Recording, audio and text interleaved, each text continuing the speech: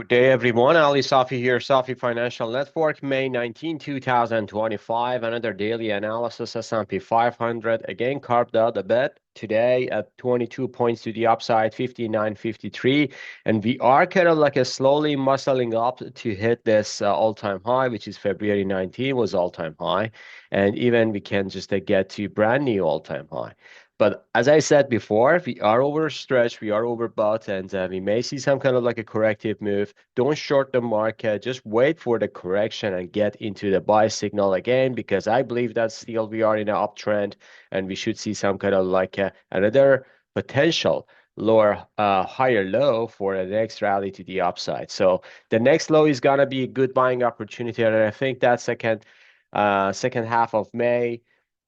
First half of June, that would be the volatile period for the market, and we may see another potential buying opportunity. Still waiting for that one. As long as we are above this important 54.78 or 75, I should say, pivot, this area, I would say April 30th, we are in a bullish momentum. So any pullback, which is going to be at a scenario, I'm just looking for 5,700, which is going to be another 250, potentially 3 to 5% to the downside. That would be a fantastic buying opportunity. That would be a great shakeout, because everyone is saying this is kind of like a bear market rally or dead cat bounce or something like that. Folks, this is not dead cat bounce. Dead cat bounce is a 23 percent based on Fibonacci level, or 38%, or even maximum 61.8 Fibonacci retracement. We are passing 78%.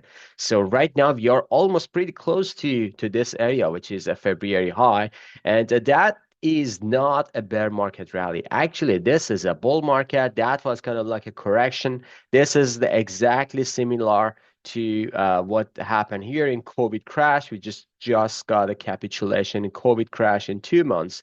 And this is exactly the same scenario, same president. So remember, Donald Trump was in admin on that time, and we got this capitulation signal. This is exactly the same. This is not something like 2022, which is kind of like a very symmetrical bear market. You see that the lower high, lower low, lower high, lower low, all the way for 9 months. So this is a capitulation, and usually capitulation ends up to some kind of like a U-shape or V-shape recovery, or very sharp snapback, I should say, something like this again. So this is kind of like a mini crash. You see that in August, we got back nicely to the upside.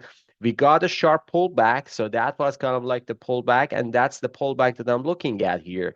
So we may see somewhere around like a higher or lower. We are going to see a sharp pullback, and that sharp pullback could be another buying opportunity. So we'll see how it goes. Moving on to Nasdaq, which was the same scenario here, muscling up, building consolidation. Nasdaq actually doesn't go higher that much last few days. It's just a poising up, a consolidation. So I would say even if a small pullback or even sharp pullback to the downside to this area, that would be kind of like a great buying opportunity for the next rally to the upside, potentially new all-time high.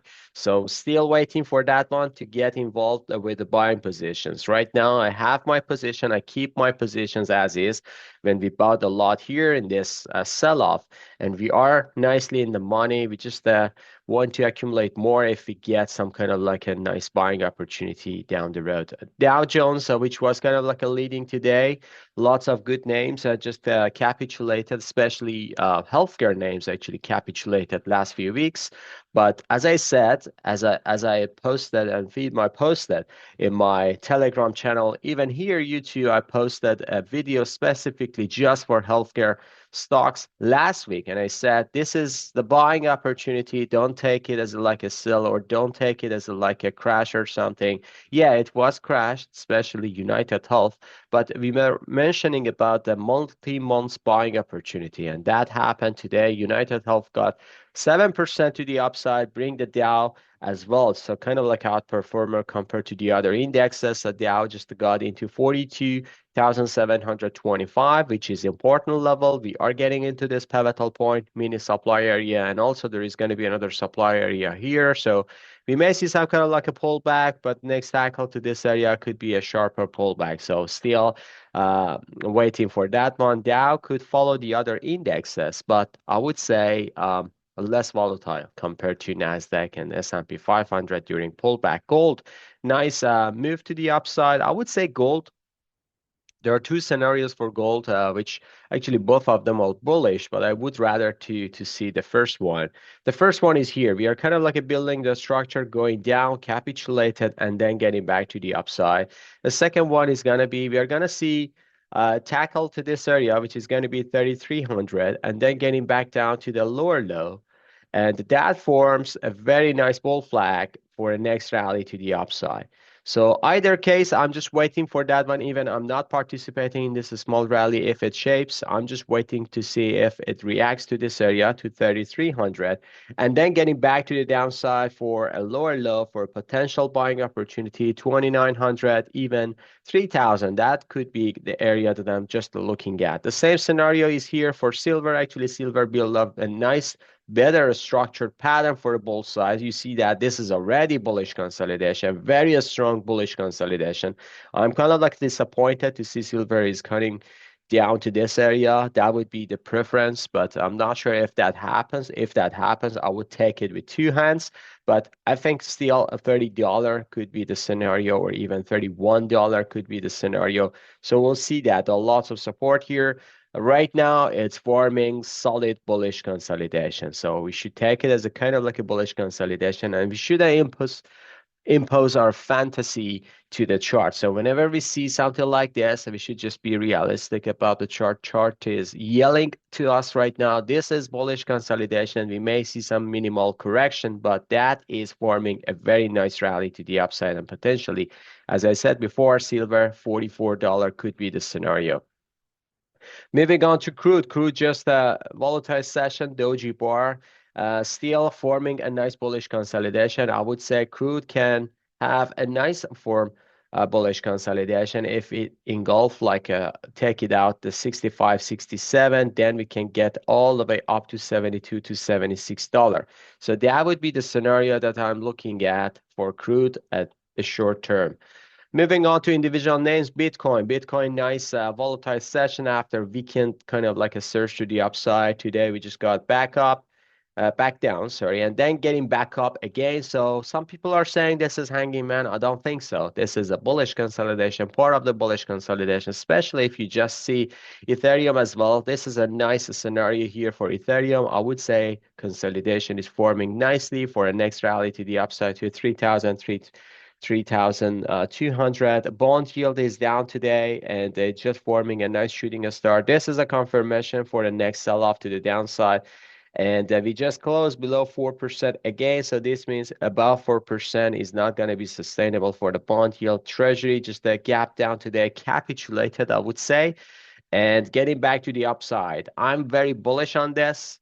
I think the W pattern is formed, and we are about to form a very nice rally to the upside. So we need to see a rally to $90. If we take out this $90, 93, even 101, 105 is coming down the road. So that's the scenario for the bond yield that I have. Potentially another 15% upside is coming down the road. VIX is just gapped up, but getting back to the downside. Still managed positive day, but I would say VIX is getting close to a nice rally. So we'll see. Potentially the stock market is forming the top, but lots of stocks actually are forming good. So still betting on the market on the short side is very tricky. As I said, I have a hedge in my portfolio, which is going to be less than 1%, and that's not going to kill me. Even if that hedge goes to zero, that's not going to kill me. It's very limited risk, 1%, but 99% I'm in long position. So just take it as like a where I'm positioned myself. Dixie, dollar going down, pretty close to 100 level again. I would say Dixie can go even lower. Potentially that was a dead cat bounce, and we are going to see a lower low for Dixie. Apple, just a gap down, going down, and then getting back to the upside. This is nice hammer here. I would say this could be a bullish consolidation. So we may see still my favorite position is going to be here. If we get to 184 to 188, let's see if that happens. But right now, I would say Apple just form a nice consolidation. Amazon just a gap down, getting back to the upside. This hold up nicely. I would say Amazon can go to 192. We'll see this gap filled area. Meta is forming again. So the same scenario, lots of tech names gap down, but getting back to the upside due to Donald Trump and Putin discussion seems like they were positive both. They were positive, but some general positive words, nothing special.